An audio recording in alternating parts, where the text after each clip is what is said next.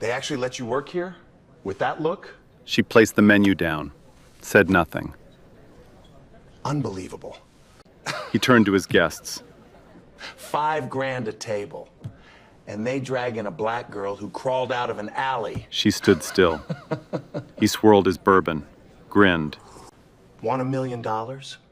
Say one word of Japanese, just one. He looked her up and down. I bet $1 million you can't. 4 Japanese executives sat watching. Nothing? Go back to the kitchen, girl. That's all you're good for. She didn't leave. Not this time. She looked the Japanese CEO in the eye and spoke. Fluently, smoothly. Perfect Osaka dialect. Calm, precise, unhurried.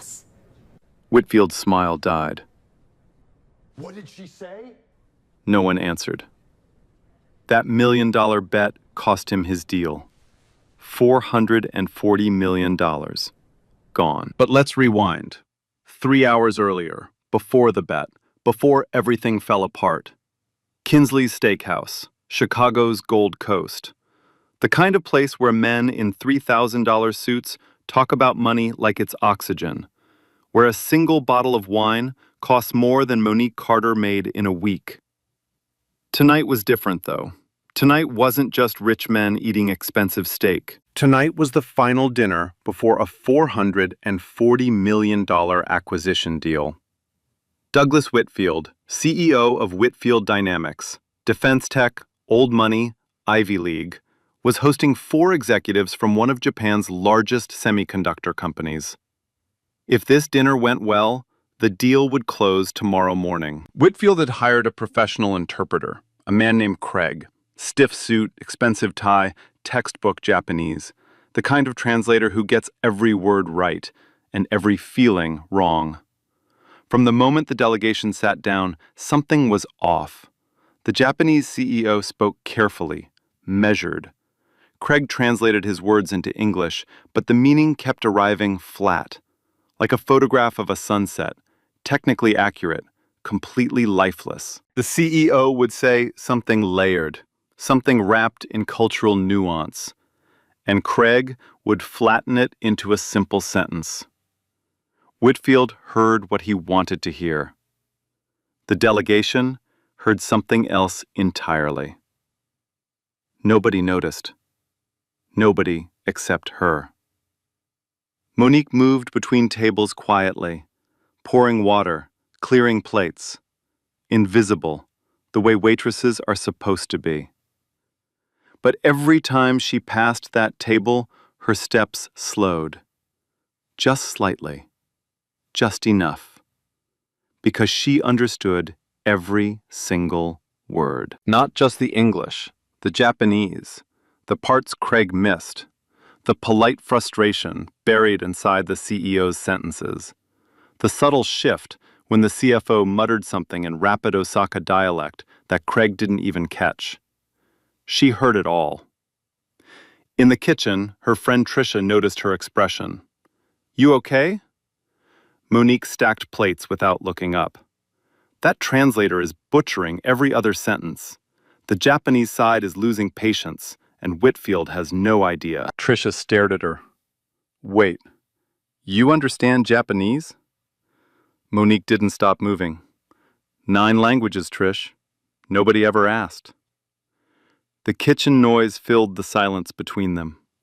And out in the dining room, a $440 million deal was quietly falling apart. It happened by accident. Or maybe it was fate getting impatient. The Japanese CEO excused himself from the table. He didn't go to the restroom. He just walked away. Away from the forced smiles. Away from Craig's lifeless translations.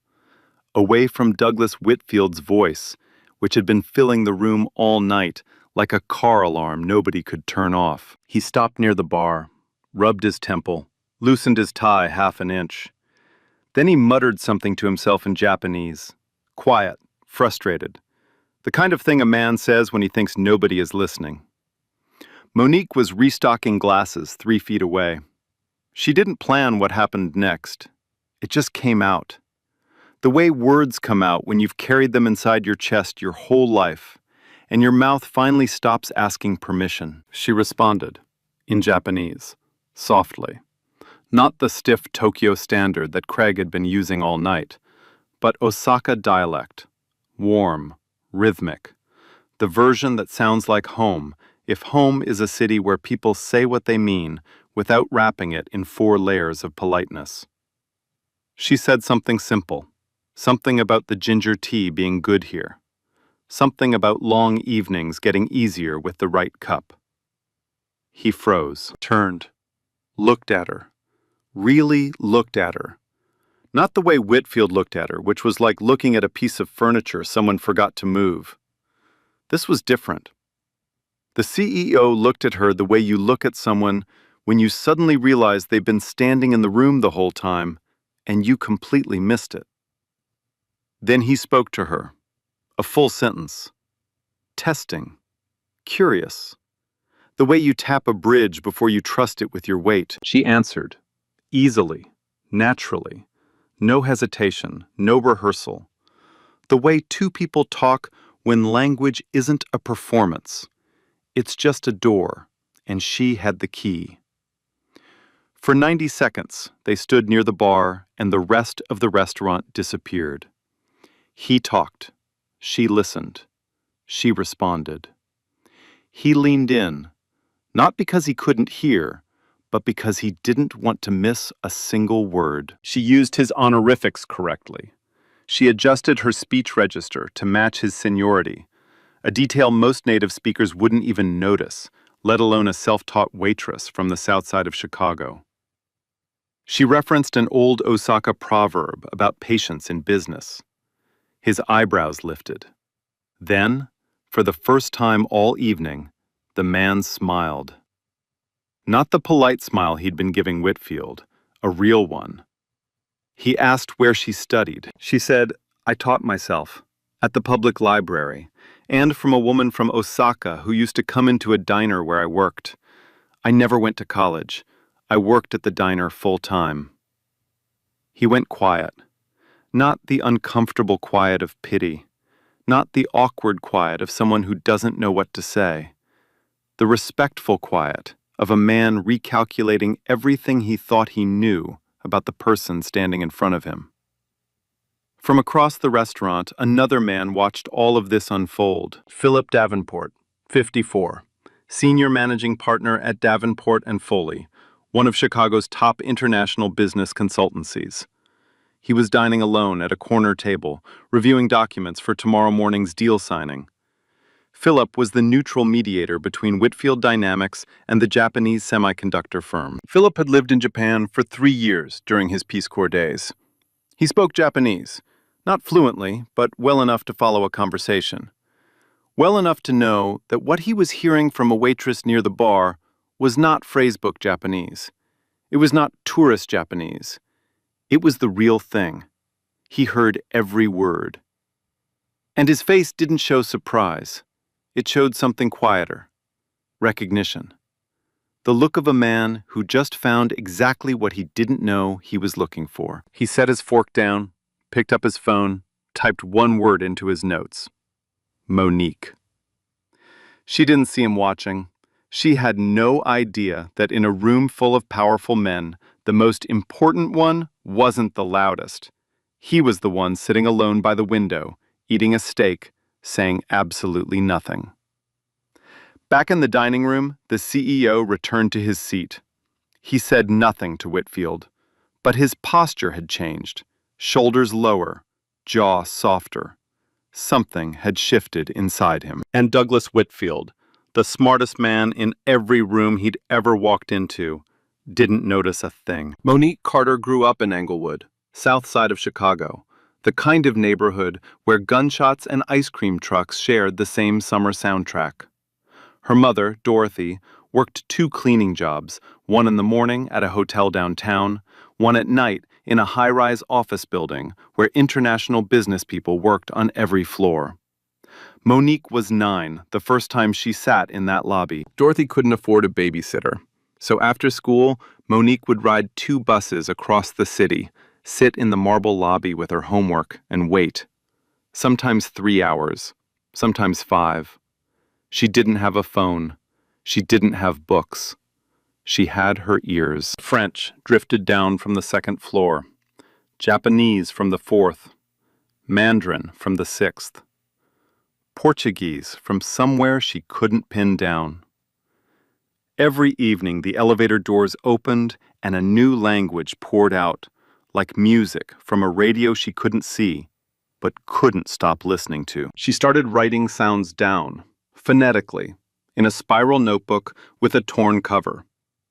Then she walked to the Harold Washington Library, 40 minutes each way, and checked out language books, one at a time, because that was the limit.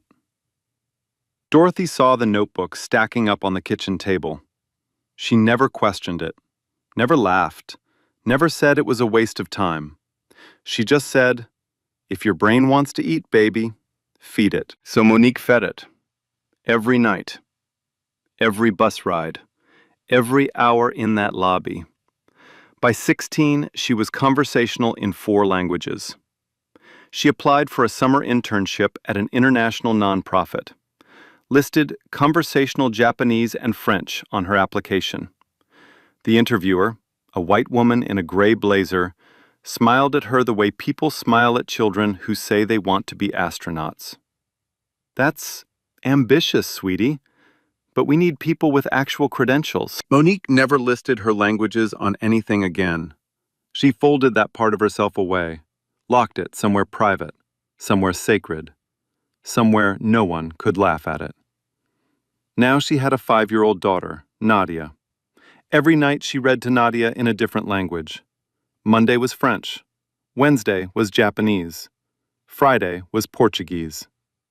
"So she never has to prove she's smart," Monique once told Tricia quietly.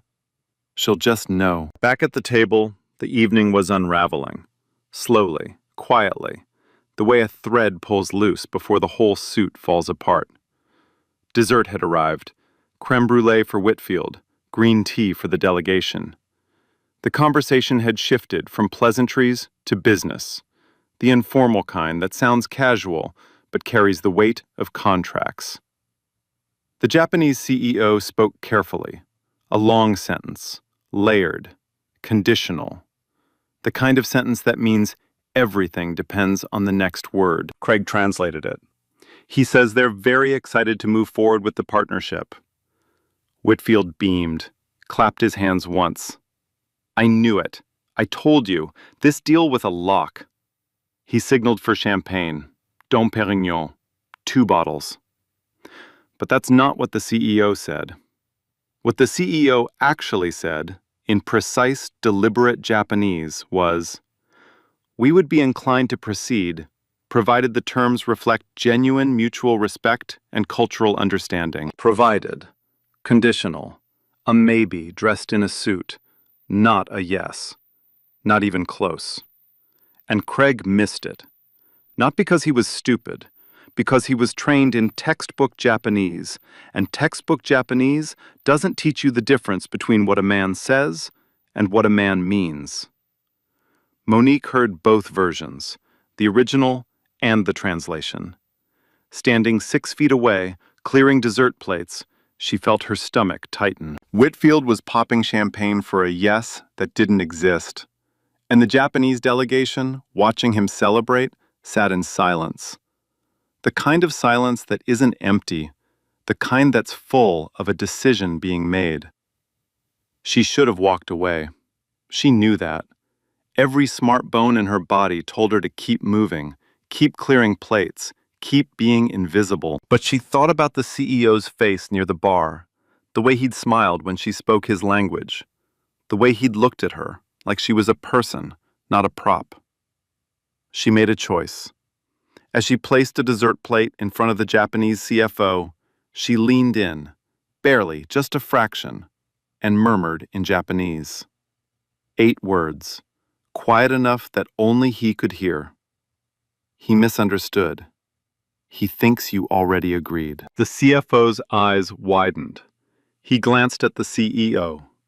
A look passed between them, fast, invisible to anyone who wasn't watching. They sat up straighter. The champagne sat untouched. Craig noticed the shift in energy, but couldn't place it. He adjusted his tie nervously. Whitfield noticed nothing. He was already on his phone, texting someone about the done deal. 10 minutes later, Glenn Hargrove, the restaurant's general manager, appeared at Monique's side in the service hallway. His smile was the kind that comes with a warning. "Were you talking to the guests at table 9? "I was serving dessert." "Monique," his voice dropped. "Mr. Whitfield spends $50,000 a year in this restaurant. 50,000. Whatever you think you heard, whatever you think you know, it's not your table. It's not your conversation. It's not your business." His hand landed on her shoulder. She stepped back. "Are we clear?" Crystal. She turned and walked into the kitchen. Tricia was waiting. What happened? Monique picked up a tray. "I just changed a $440 million deal with 8 words over creme brulee. And the only person who noticed was a man whose entire job is making sure nobody notices anything." Tricia blinked. "What are you going to do?" Monique didn't answer. She pushed through the kitchen door, tray balanced on her palm, and walked back into a dining room where a billionaire was celebrating a deal that was already dead. He just didn't know it yet. The champagne sat untouched on the Japanese side. Whitfield didn't notice. He was 3 bourbons deep and holding court like a man who'd already won. He told a story about a trip to Tokyo, how he couldn't understand a word, how the food was weird, how his translator at the time had been some little guy who barely came up to my chest. The table laughed. His people laughed. His associates, his lawyer, his daughter Elise, who smiled but didn't laugh, her eyes fixed on the tablecloth. The Japanese delegation did not laugh.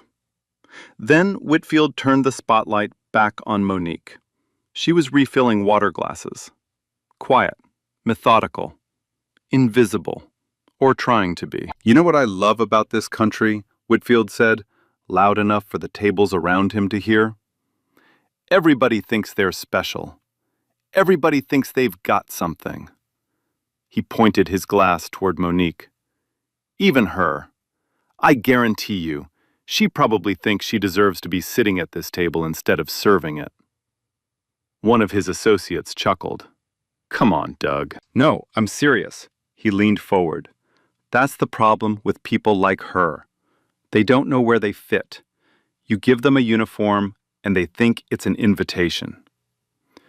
The CEO watched Monique's face. She gave nothing away. Not a flinch, not a blink. She set the pitcher down, adjusted a napkin fold, and moved to the next glass. But underneath the table, her hand was shaking. She made it to the service hallway before her chest tightened. She pushed through the bathroom door, gripped the edge of the sink, and stared at herself in the mirror. Her reflection stared back, tired, steady, furious.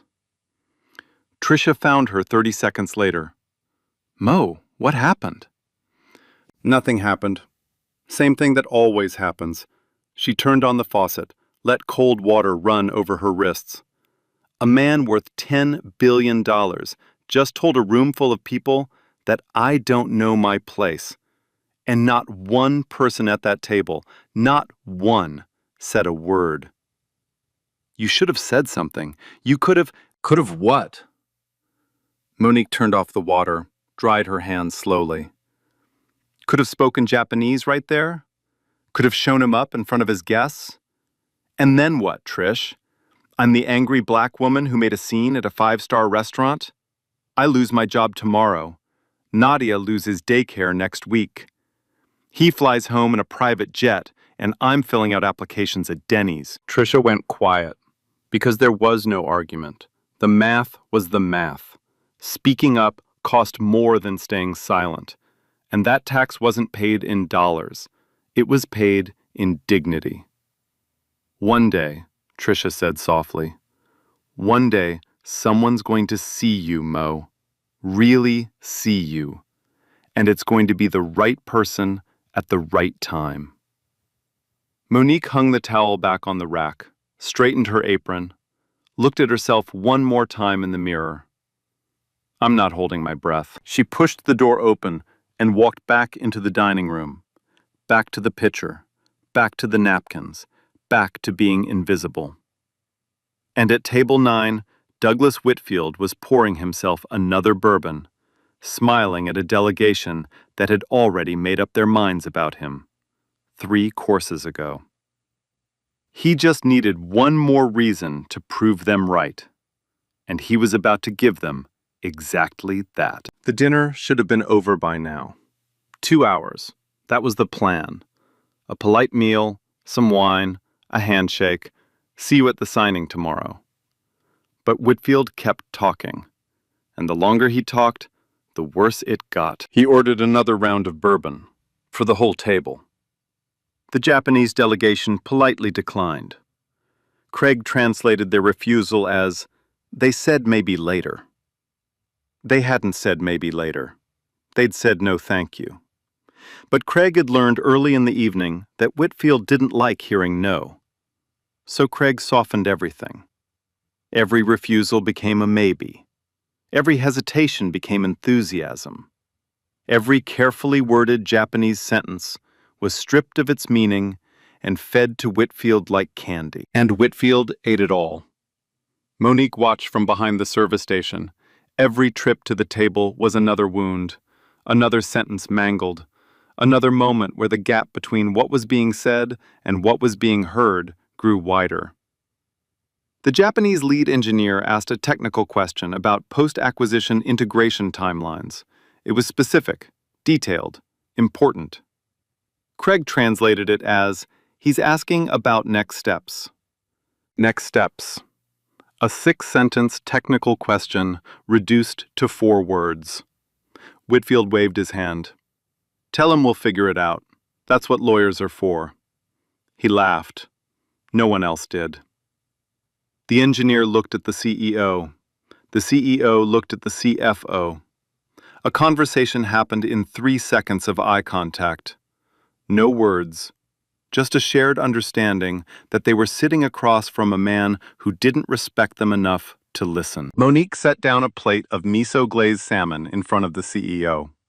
As she leaned in, the CEO glanced at her, just briefly, and murmured something in Japanese.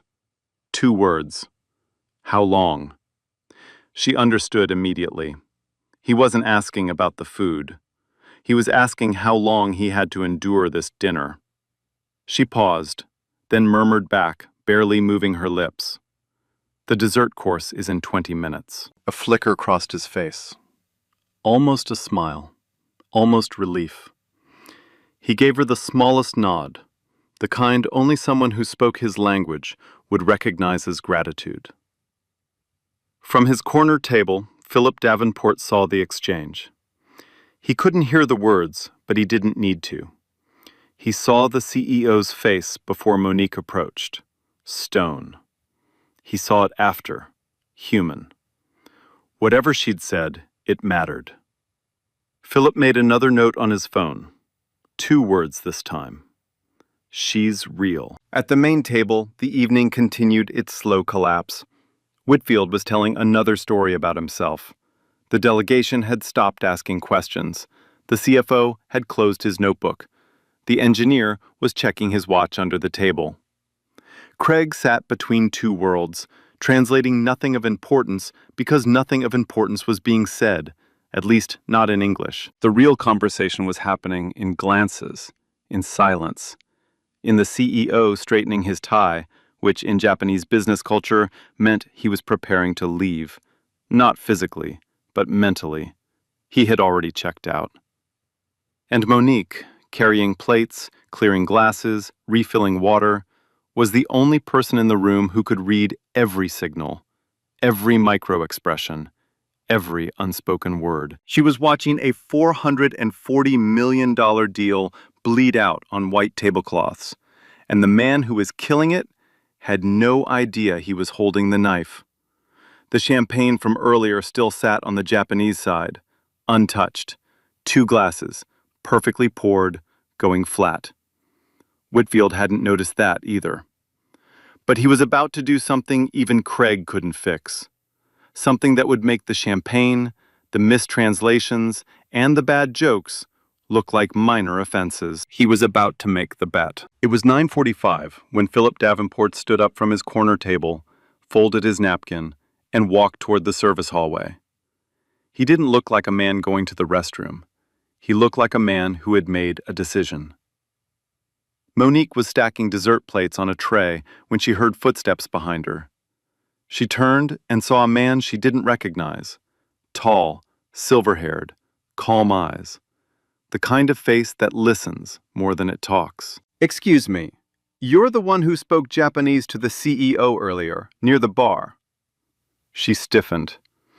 "I was just making conversation with a guest. It's part of the—" "You were speaking Osaka dialect, fluently, with correct honorifics and a business-appropriate register." He said it the way someone states a fact. No accusation, no amazement, just clarity. "I lived in Japan for 3 years. I know what I heard." She didn't respond. Her hands tightened around the tray. He reached into his jacket and pulled out a business card. Placed it on the tray next to a stack of dirty plates. Philip Davenport, Senior Managing Partner, Davenport and Foley. "I'm the mediator for the deal happening at that table," he said quietly. "And I'm telling you right now, that deal is dying. Not because of the numbers, because of him." He tilted his head toward the dining room. "His translator is flattening every sentence. The delegation feels disrespected, and Whitfield is too drunk on his own ego to see it." Monique looked at the card, then at him. "Why are you telling me this?" "Because in about 15 minutes, that man is going to do something that will end this deal permanently. I can see it building, and when it happens, everyone at that table is going to look around for someone who can fix it." He paused. "There won't be anyone. Unless you decide to be in the room." "I'm a waitress." "You're a linguist. The best one in this building tonight.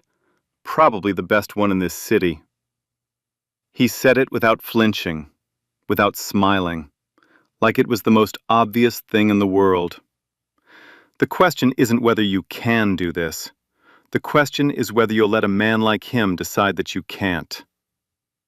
The kitchen noise swelled behind them, plates clanking, a cook shouting an order, the hiss of a grill. Monique stared at the business card sitting on her tray between a smear of chocolate sauce and a crumpled napkin.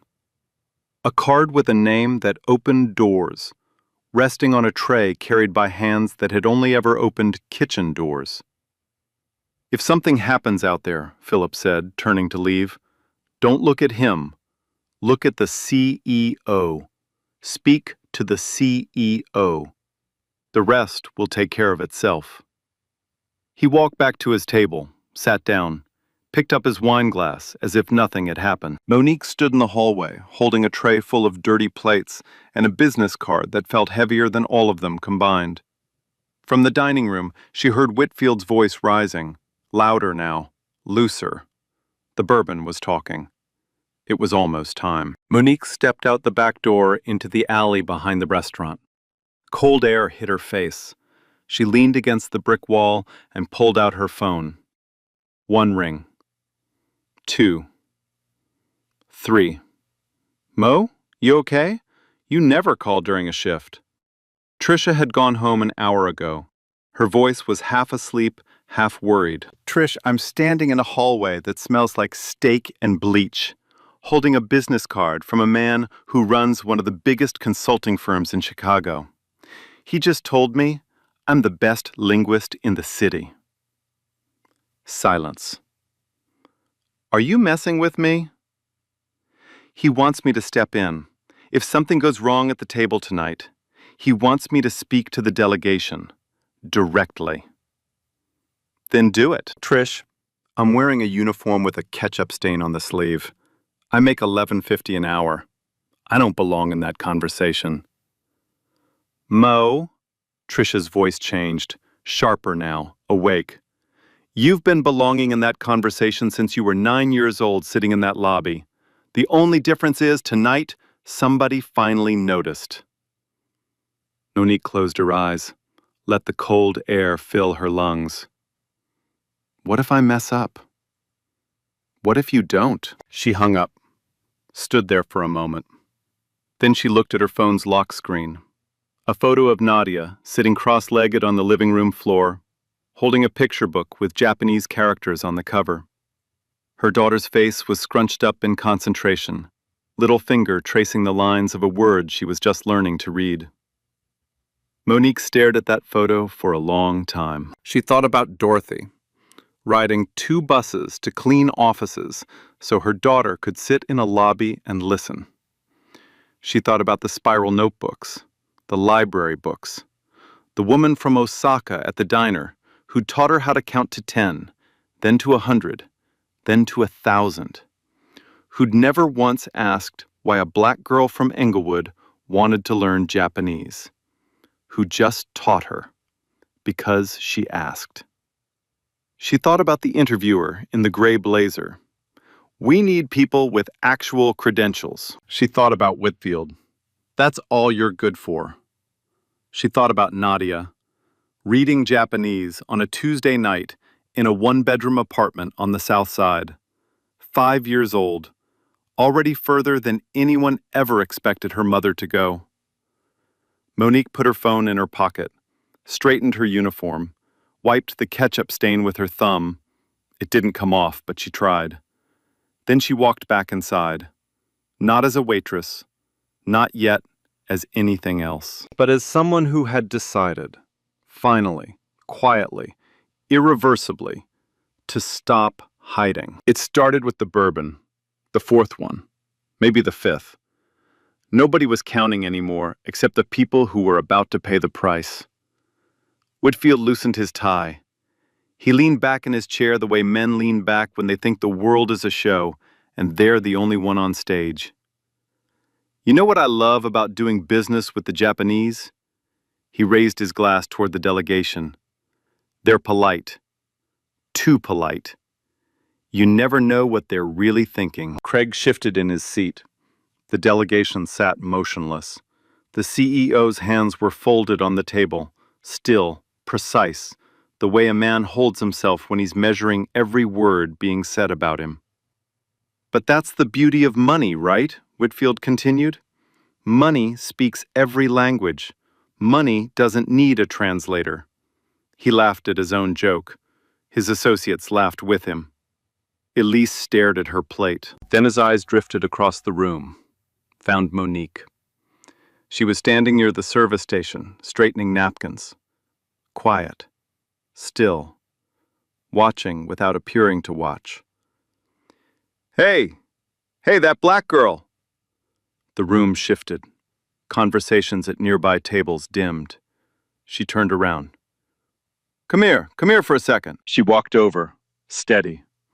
The water pitcher wasn't in her hand this time. Just her. Standing in front of a table of billionaires and executives, wearing an $11.50 an hour uniform with a ketchup stain she couldn't get off.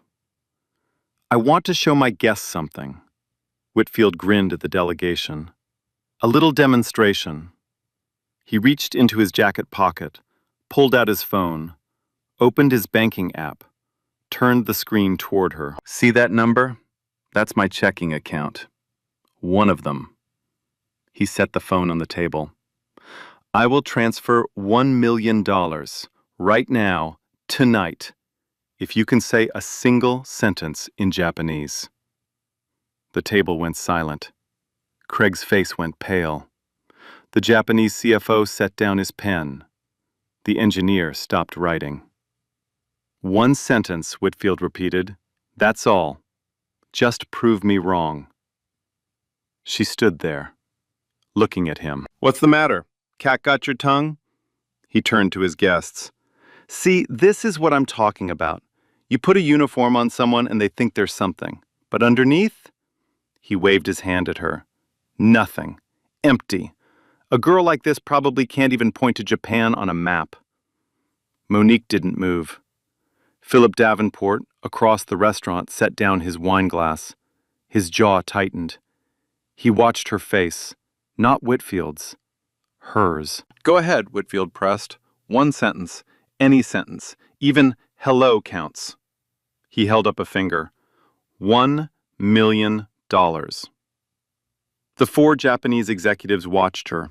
The CEO unfolded his hands. For the first time all evening, he leaned forward. And Monique made a choice. Not the choice she'd made 100 times before. Swallow it, smile, walk away, protect the job, protect Nadia, protect the fragile scaffolding of a life held together with double shifts and binder clips. A different choice. She turned away from Whitfield, completely, as if he wasn't there. As if a man worth $10 billion had just become invisible in his own restaurant. She faced the Japanese CEO, looked him in the eye, and spoke. Not one sentence, 3. Fluent, smooth, perfect Osaka dialect. The same dialect she'd used at the bar, the same warmth, the same precision. But this time it wasn't a conversation about ginger tea. This time it carried weight. She told the CEO, calmly, precisely, without a tremor in her voice, that Craig had mistranslated at least 3 critical statements during the evening. That the CEO's conditional agreement had been translated as unconditional enthusiasm. That Whitfield believed the deal was already closed, based on words the CEO had never actually said. She told him the truth, in his language, in his dialect, in front of everyone. The room went dead silent. Whitfield's grin froze. He looked around the table. Craig's face was white. The CFO had stopped breathing. The engineer was staring at Monique like she'd just materialized out of thin air. What did she say? Whitfield's voice cracked. Craig, what did she say? Craig opened his mouth, closed it, opened it again. Nothing came out. The CEO stood up. Not fast, not dramatic. Slowly, deliberately. The way a man stands when he has already made his decision and is now simply delivering it. He spoke, in Japanese, directly to Whitfield, even though Whitfield couldn't understand a word. Monique translated, her voice steady, her eyes forward. He says, Mr. Whitfield, you just bet $1 million to humiliate a woman you believed was beneath you. She has proven she is more capable than the translator you hired. If you misjudge people this badly, I cannot trust you to manage a partnership worth $440 million. Whitfield's mouth opened. Nothing came out. The CEO continued. Monique translated. He says, the way a man treats someone he considers powerless reveals exactly how he will treat a partner once he believes he has the upper hand. I have seen enough tonight. The CEO reached for his jacket. The CFO closed his notebook. The engineer capped his pen. 4 men, 4 movements, synchronized, final. Then the CEO did something no one expected. He turned to Monique, bowed. Not the casual bow, the deep one. The bow of genuine respect, the kind reserved for someone you consider an equal. Monique bowed back. Exact depth, exact duration. Perfect. When she straightened up, the CEO said one more sentence. Short, quiet, just for her. She didn't translate it for the table. She just nodded. And for the first time all night, a small, barely visible smile crossed her face. The delegation walked out. No handshake, no goodnight. Just the sound of 4 chairs pushing back and 4 pairs of shoes crossing a marble floor. Whitfield sat alone at a table set for 9. 2 bottles of Dom Perignon untouched. His phone still open to his banking app. $1 million he'd offered as a joke. $440 million he'd lost because of it. The restaurant was quiet now.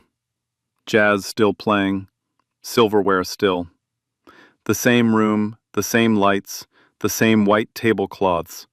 But everything had changed. Philip Davenport watched from his corner table.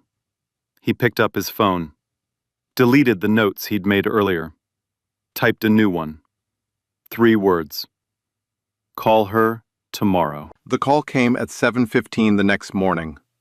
Monique was sitting at the kitchen table. Nadia was eating cereal across from her, humming a song she'd learned at daycare. The apartment smelled like instant coffee and toast, the smell of every morning, the smell of a life held together by routine and willpower. Her phone buzzed. Unknown number. Monique Carter? Who's asking? Philip Davenport. We spoke last night at the restaurant. I gave you my card. She looked across the kitchen. The business card was on the counter, propped against the salt shaker. She'd almost thrown it away. Almost. I remember. I'll get straight to it. The Japanese delegation is still in Chicago. They leave tomorrow. The deal with Whitfield is dead. You already know that. But they didn't fly 6,000 miles to go home empty-handed. He paused. They want to meet. Not with Whitfield, not with my firm, with you. Monique set down her coffee. With me? The CEO asked for you by name. Specifically.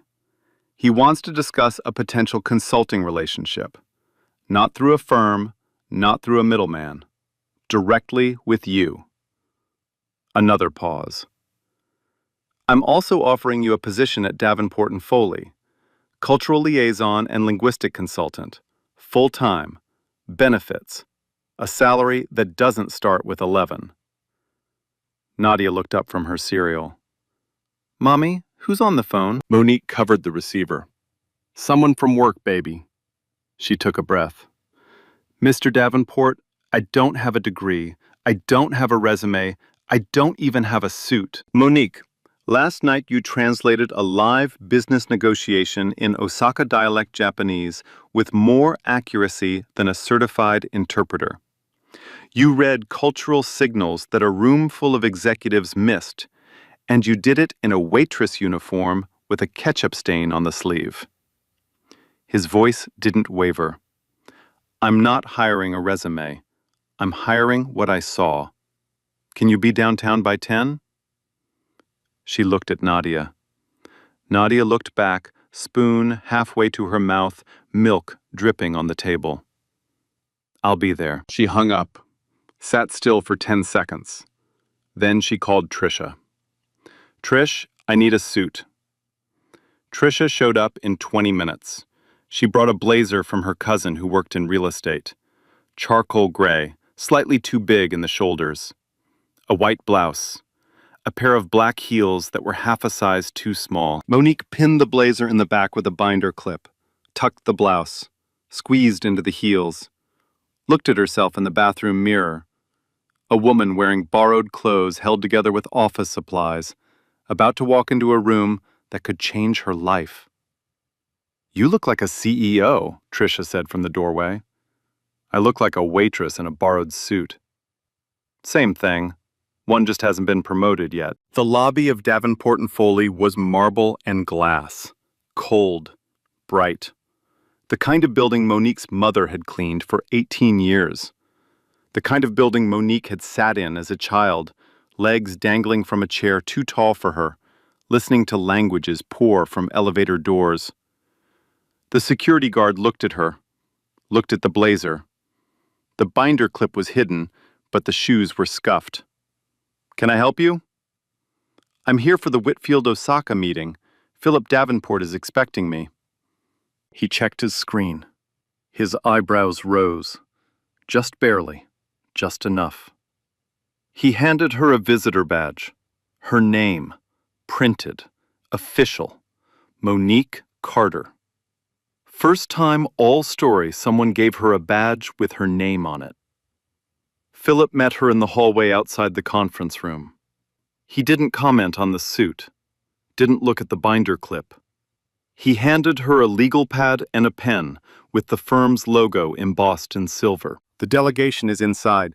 I told them you'd be here at 10. It's 9:58. You're early. That matters more than you think. He opened the door. The conference room was enormous. Floor-to-ceiling windows overlooking the Chicago skyline. A long mahogany table. And seated on one side, the 4 Japanese executives. The same men who'd sat across from Whitfield last night. The same men who'd watched her pour water, endure insults, and then speak their language like she'd been born into it. The CEO stood when she entered, not because protocol demanded it, because respect did. He walked toward her, reached into his briefcase and removed a small lacquered box, dark red, hand-finished, the kind of object that carries meaning far beyond its size. He opened it. Inside was a meishi ide, a traditional Japanese business card holder, hand-lacquered, the kind given to valued business partners, the kind that says, "Your name deserves to be carried with care." He presented it with both hands, bowed, the deep bow, the same one he'd given her at the restaurant, but this time in a boardroom, in daylight, with witnesses.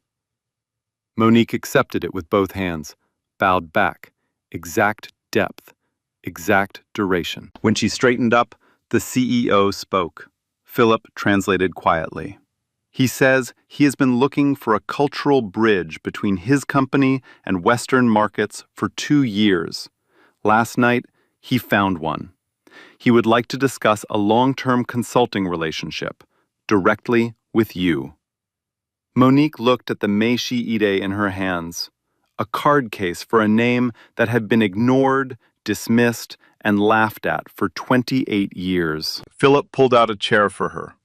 Not a folding chair in the corner, the main seat, the one facing the windows, the skyline, the city she'd grown up invisible in. "Sit down, Monique. You've earned this." She sat, placed the legal pad in front of her, uncapped the pen, and for the first time in her life, someone asked her what she thought, and waited for the answer. That evening she went back to Kinsley's, not to work, to resign. Glenn was behind the bar when she walked in. "Monique, your shift doesn't start until—" "I'm not here for my shift, Glenn." She untied her apron, folded it, slow, precise, the same meticulous fold she'd used on napkins every night for 3 years. She placed it on the bar. Glenn stared at it. "You can't just—" "I'm not leaving because I'm angry." Her voice was calm, steady, the same voice she'd used to translate a CEO's words that ended a $440 million deal. "I'm leaving because someone finally asked me what I could do, instead of telling me what I couldn't." She picked up a water glass from the bar, held it up to the light, the same kind of glass she'd filled 1,000 times.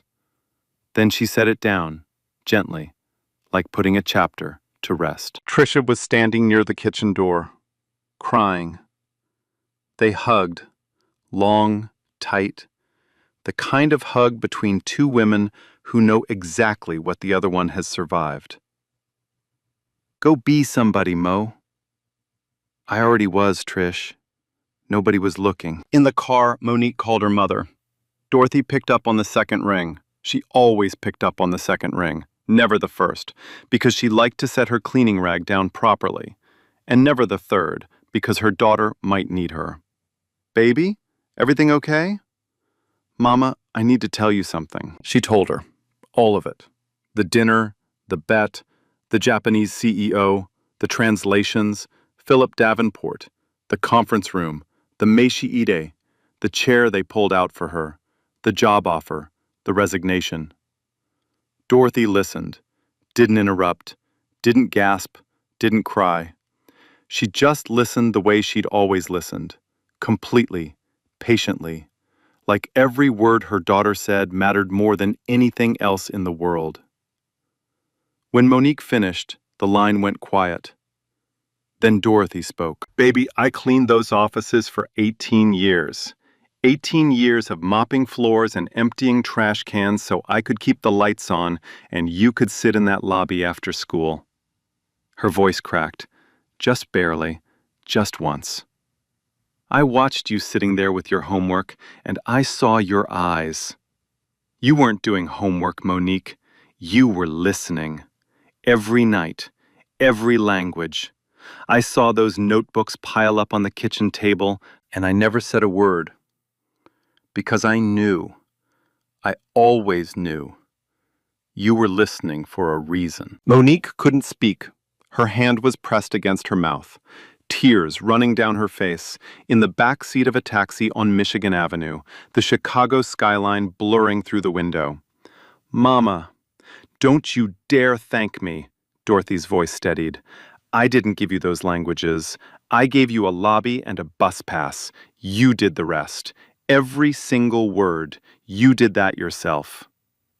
The taxi driver glanced in the rearview mirror, looked away. Some moments aren't meant to be watched. Monique Carter didn't go viral. She didn't post a video. She didn't get $1 million check from a man who thought she was nothing. She got something Douglas Whitfield could never buy. She got seen. Within 6 months, she was managing cross-cultural communications for 3 international deals through Philip Davenport's firm. Within a year, she built her own consultancy, Carter Cultural Partners, with the Japanese semiconductor company as her founding client. She still reads to Nadia in a different language every night. Monday is French, Wednesday is Japanese, Friday is Portuguese. But now, sometimes, Nadia reads back. Tomorrow you're going to walk past someone, a cashier, a janitor, a barista, a server, someone whose name you'll never ask and whose story you'll never hear. But they have one. They might speak 4 languages. They might write poetry at 2 a.m. They might be holding a dream together with a binder clip and a prayer. So here's what I'm asking. Don't ask them what they do. Ask them what they're good at. You'd be amazed what people will tell you if you ask like you actually want to know. And if you're in a position to do more, hire the person without the degree.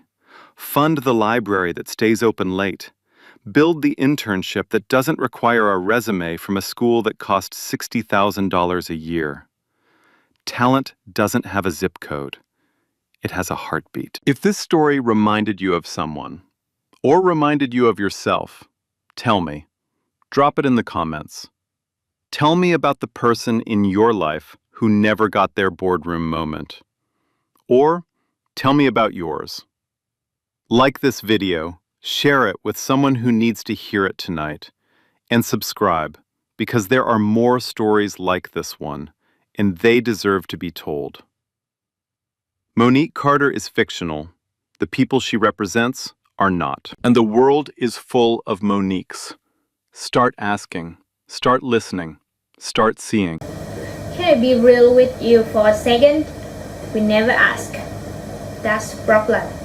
We look someone, their uniform, their job, their skill, and we think we already know the answer.